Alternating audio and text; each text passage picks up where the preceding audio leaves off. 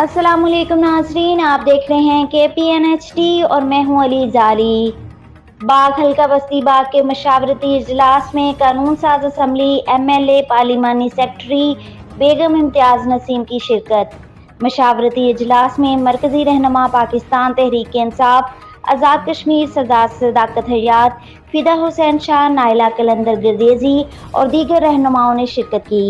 Programme में सैकड़ों कारकुनान ने शिरकत करके प्रोग्राम को पुररौनक बनाया।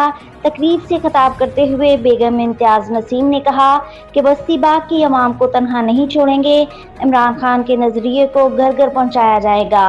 बस्ती बाग की अवाम खुशकिस्मत है जिन्हें तनवीर इलियास की सूरत में वजीर आजम मिला। इंशाल्लाह बाग में तरक्याती कामों का आगाज बहुत जल्द किया जाएगा।